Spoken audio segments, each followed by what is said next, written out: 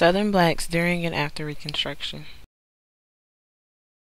Freedman's Bureau helped them find new jobs and housing, also helped establish schools at all levels for blacks, among them Fisk University and Howard University.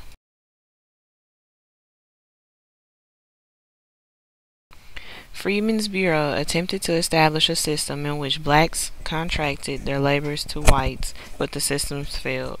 Blacks preferred sharecropping.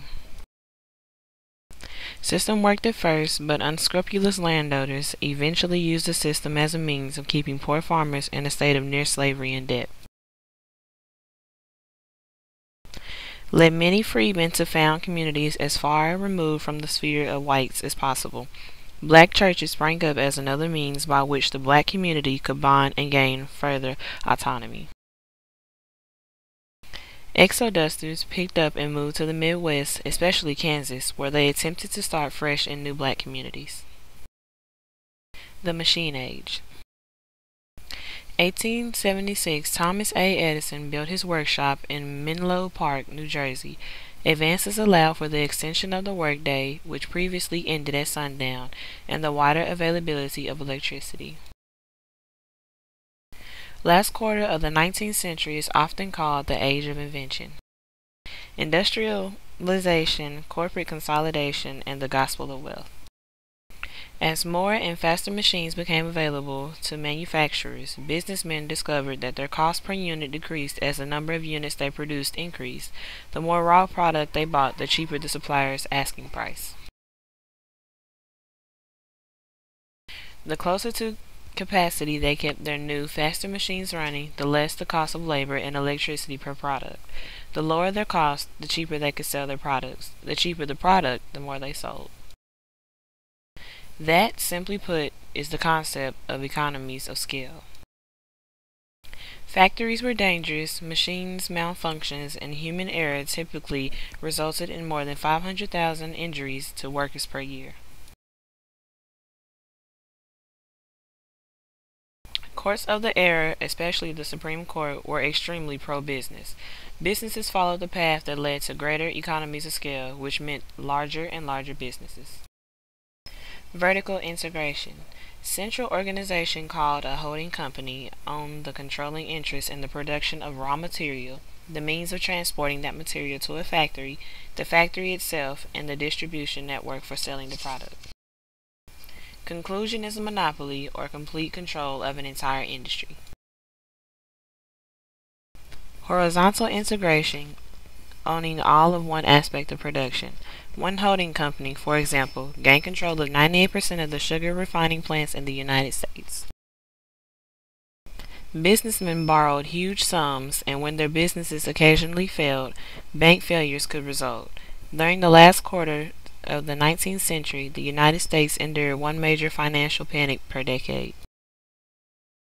Monopolies created a class of extremely powerful men. Public resentment increased.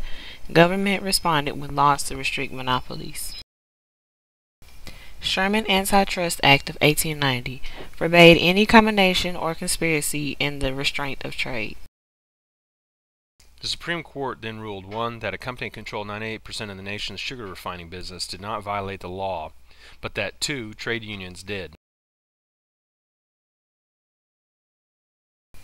Social Darwinism. Carnegie argued that in business, as in nature, unrestricted competition allowed only the fittest to survive to the benefit of everyone. Carnegie also asserted that great wealth brought with it social responsibility, and consequently he gave generously to charities. Factories and city life. Manufacturers cut costs and maximized profits. Hiring women and children, hired the many newly arrived immigrants who were anxious for work.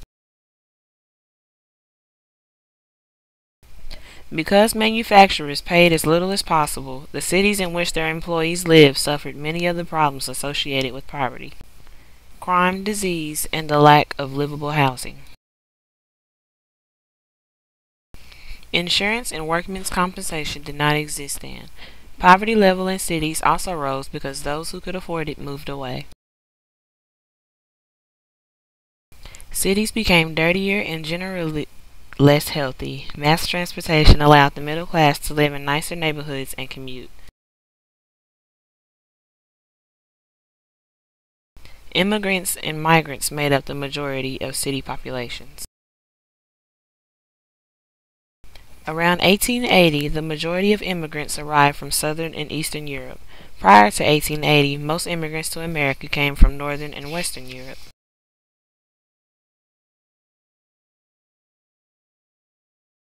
New immigrants settled in ethnic neighborhoods. Most Americans expected churches, private charities, and ethnic communities to provide services for the poor.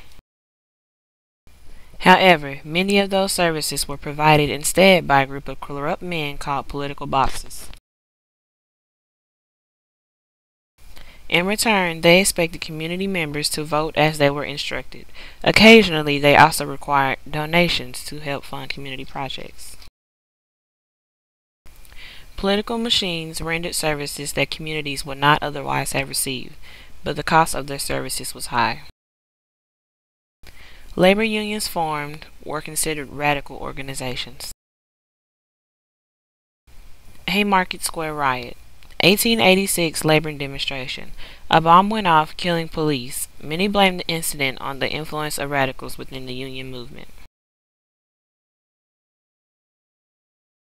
Many early unions did subscribe to utopian and/or socialist philosophies.